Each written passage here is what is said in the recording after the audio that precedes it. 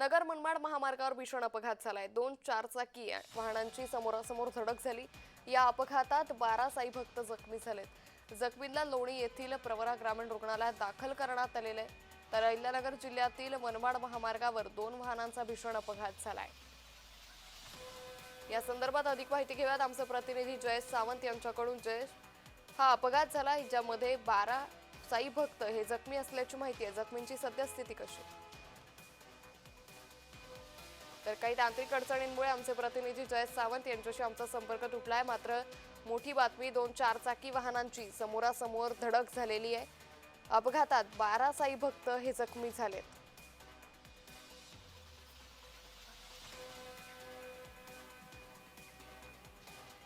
अहिल्यानगर मधून ही मोठी बातमी सध्या समोर येते। अपघातात 12 जण हे जखमी असल्याची माहिती सध्या समोर येते। तर 2 चारचाकी वाहनांचा अपघात झाला। नगर मनमाड महामार्गावर हा भीषण अपघात झाला। 2 चारचाकी वाहनांची समोरासमोर धडक झाली। अपघातात 12 साई भक्त जखमी झालेत। जखमींना लोणी येथील प्रवरा ग्रामीण रुग्णालयात दाखल करण्यात आलेले आहे। अहिल्यानगर जिल्ह्यातील नगर मनमाड महामार्गावर 2 वाहनांचा हा भीषण अपघात झाला, ज्यामध्ये 12 साई भक्त जखमी असल्याची माहिती समोर आलेली आहे। कोल्हार येथील प्रवरा नदीच्या पुलावर आज सकाळी 6 वाजेच्या सुमारास हा अपघात झाल्याची माहिती आहे। जखमींना उपचारासाठी लोणी येथील प्रवरा ग्रामीण रुग्णालयात दाखल करण्यात आले। क्रुझर गाडीतील प्रवासी हे कर्नाटक राज्यातले असल्याची माहिती आहे। तर ते साईबाबांच्या दर्शनासाठी शिर्डीच्या दिशेने चालले होते। अपघातातील कार ही मध्य प्रदेश राज्यातील असून शिर्डीहून नगरच्या दिशेने चालली होती।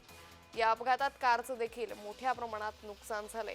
त्यामुळे आता जखमींवरती सध्या रुग्णालयात उपचार देखील सुरू आहेत। या संदर्भात अधिक माहिती घेऊयात आमचे प्रतिनिधी जयेश सावंत यांच्याकडून। जयेश, अपघातात 12 साई भक्त हे जखमी आहेत, सद्यस्थिती कशी आहे? नक्कीच अंकिता, आज सकाळी 6 वाजेच्या दरम्यान नगर मनमाड हायवेवरती एक कोल्हार भगवती आहे, त्या ठिकाणच्या प्रवरा नदीच्या पुलावरती हा सकाळी अपघात झालेला आहे।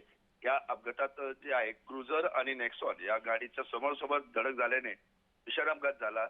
या अपघातातील क्रुझर गाडी ही रस्त्यावर पलटी झाल्याने त्यातील 12 प्रवासी जे आहेत ते जखमी झालेले आहेत आणि त्यांना स्थानिकांच्या मदतीने उपचारासाठी लोणी येथील रुग्णालयात दाखल करण्यात आलेलं आहे।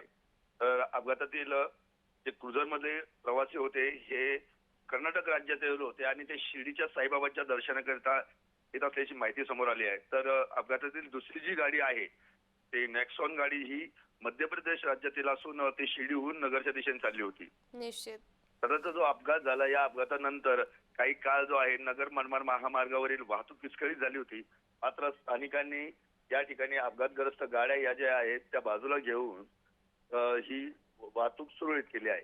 सध्या उपचार सुरू आहेत आणि मोठ्या प्रमाणात जे आहे अशा अपघातांना होत असल्यामुळे भीतीचं वातावरण तयार झालेलं आहे। निश्चित, जसा आपण उल्लेख केला की या ठिकाणची वाहतूक देखील विस्कळीत झाली होती, मात्र तुर्तास कशा पद्धतीने या रस्त्यावरती वाहतूक सुरळीत करण्यात आली आहे का? अपघातानंतर जे स्थानिक नागरिक आहेत त्यांनी पुढाकार घेऊन दोन्ही अपघातग्रस्त जी वाहनं आहेत अंकिता बाजूला घेतली आणि जी वाहतुकीची विस्कळीत झाली होती, जी कोंडी झाली होती ती कोंडी मोकळी करून दिली।